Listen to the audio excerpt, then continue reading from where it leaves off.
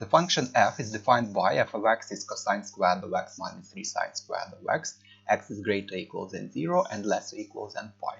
A. Find the roots of the equation f of x is 0. So we should consider cosine squared of x minus 3 sine squared of x is 0. There are a few ways how to solve this equation. I want to divide each term by cosine squared to get 1 minus 3 tangent squared of x, because tangent is sine over cosine, and hence we get tangent squared of x is 1/3, so tangent of x is 1 over root 3, or tangent of x is negative 1 over root 3. And then we write the general solution.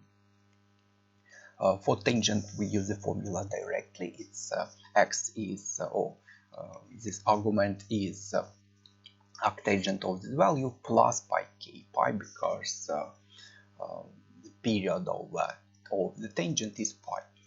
So x is arctangent or inverse tangent of 1 over root 3, and you should know for 30, 45, 60 degrees, you should know the values of sine, cosine, and tangent. How do I remember? Tangent is sine over cosine, and cosine to be root 3 over 2, it's 30 degrees, or pi over 6, so it's pi over 6 plus pi k. K is any integer. So if x is greater or equal than 0 and less or equal than pi, we can see that there is only one root, it's pi over 6. And here x is arctangent of negative 1 over root 3. Arctangent is odd function, so arctangent of the negative value is minus arctangent of positive value, so it's minus arctangent of 1 over root 3, so it's negative pi over 6 plus pi k. That's a general solution, and we can see that another root, it's when k is 1, it's pi minus pi over 6, it's 5 pi over 6, because x is greater or equal than 0 and less or equal than pi. So there are two roots. The next, find the derivative of f. Since we can see a function raised to some power, so we apply a chain rule, and chain rule says that derivative of the cosine squared becomes 2 cosine x and multiplied by the function derivative, so it's multiplied by the cosine derivative, and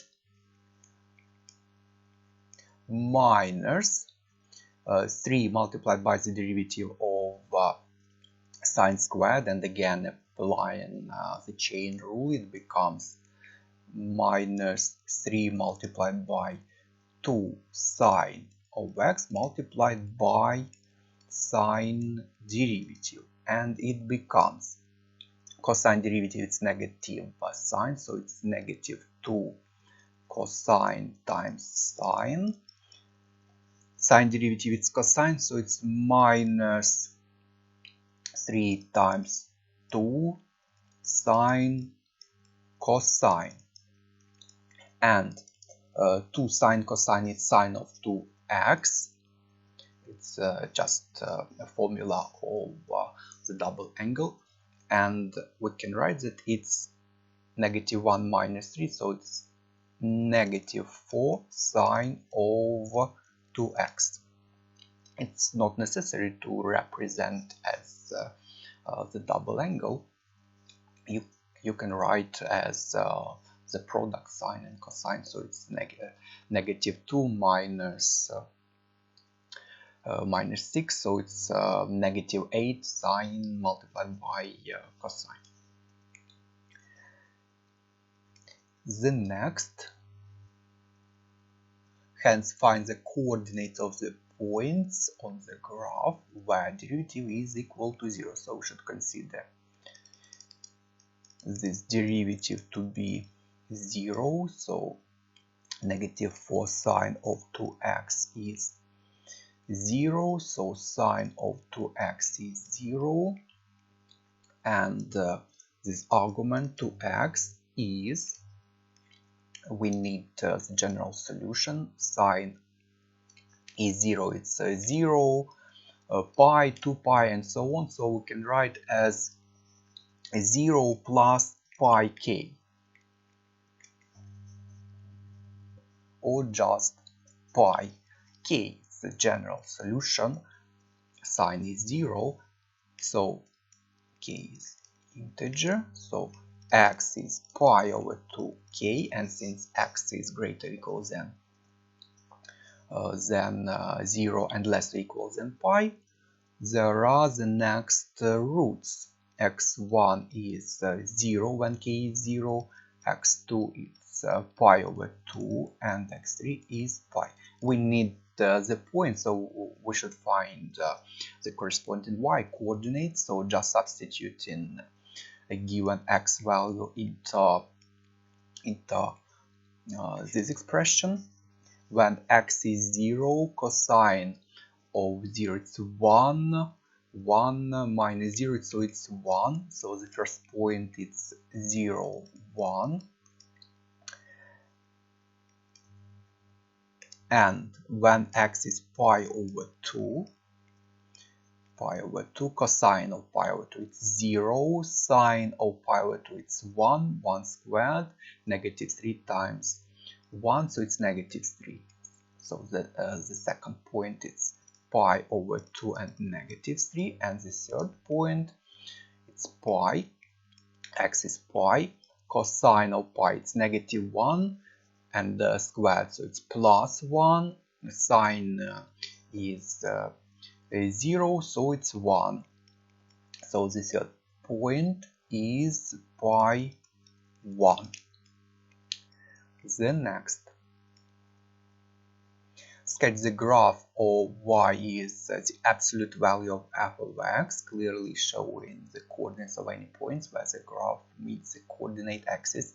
So let's plot the graph of f of x firstly, and then apply the transformation according to the absolute value. Since we know the stationary points, it may be maximum or minimum, or in general it may be neither. So 0, 1,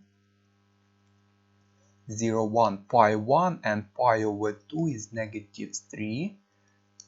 So you can guess that it looks like this. So the first stationary point is maximum, the second it's minimum because it's negative 3. And roots are pi over 6 and 5 pi over 6. And we know that roots are x-intercept. So x-intercept is here and another x-intercept is here. So it's pi over 2, pi, 0, and pi over 6, and 5 pi over 6, and it looks like this. It's a smooth curve like sine over cosine, something like that.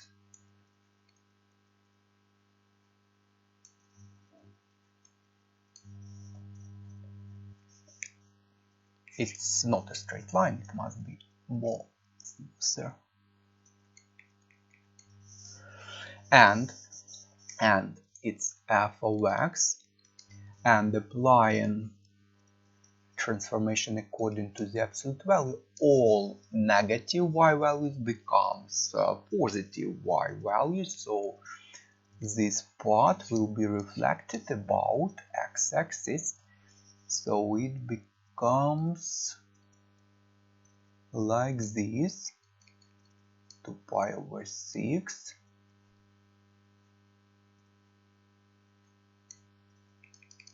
This minimum becomes maximum, pi over 2, so it's pi over 2 and 3, and it's 5 pi over 6 and pi and 1. Y-intercept is 1 and this point is pi and 1.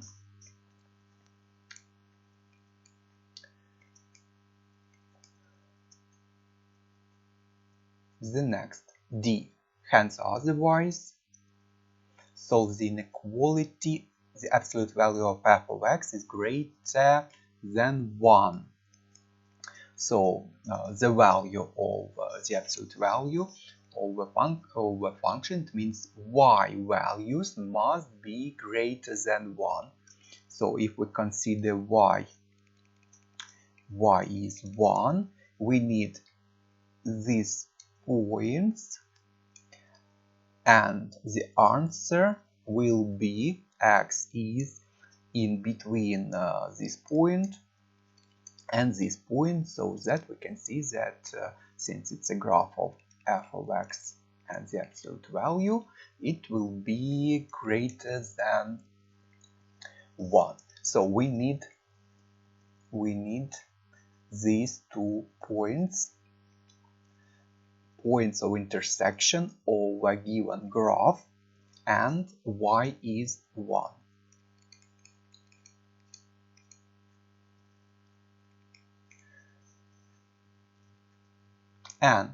And since we should consider the absolute value of f is 1, we need to get rid of these bars of the absolute value sign, and we know that the absolute value of a is a when a is positive and negative a when a is negative. And we can see that this part of a graph is obtained when the graph was reflected, and it was reflected because these y values were negative, and it means that this part of the graph corresponds to negative values of just function f. So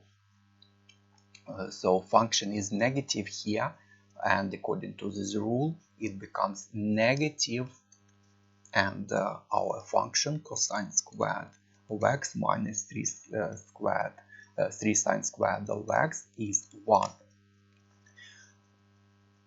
So again, if we use a graph, and if we can see that we need points of intersection with part of a graph which is not reflected, it means that function has positive values here, so we just can get rid of these bars, and we can see the function is, for example, 1 or any other value. But when we consider the points of intersection with the part of a graph which is obtained by reflection, it means that function is negative here, and to get rid of these bars, we consider that function is negative, and according to the absolute value rule, we add minus in front. So function is negative, to get rid of the absolute value, minus function is 1, like here. So we should solve this equation. It becomes negative cosine squared of x plus 3 sine squared of x, and actually there may be any other ways how to solve this equation, but I will do the next one. It's sine squared plus cosine squared, and I get that 2 sine squared is 2 cosine squared, and again dividing each term by cosine squared, we get that tangent squared of x is 1, and it means that tangent of x is 1 or tangent of x is negative 1, and applying a formula for general solution, it's arctangent of 1 is pi over 4 plus pi k, and since x is greater or equal than 0 and less or equal than pi, we can see that there is only one root, it's pi over 4. And tangent is -1, x is arctangent of -1, it's negative pi over 4. So the general solution is negative pi over 4 plus pi k. K is any integer, and we can see that when k is 1, we get 3 pi over 4. So these points are at pi over 4 and 3 pi over 4. And you can see that pi over 6 it's 30, pi over 4 it's 45, so pi over 4 this point is to the right, it's correct. 3 pi over 4 it's less than 5 pi over 6. So the absolute value of f to be greater than 1, x should be greater, not included because we consider strictly greater than 1. We need strictly greater than 1, so x is greater than pi over 4 and less than 3 pi over 4. And that's all for this question.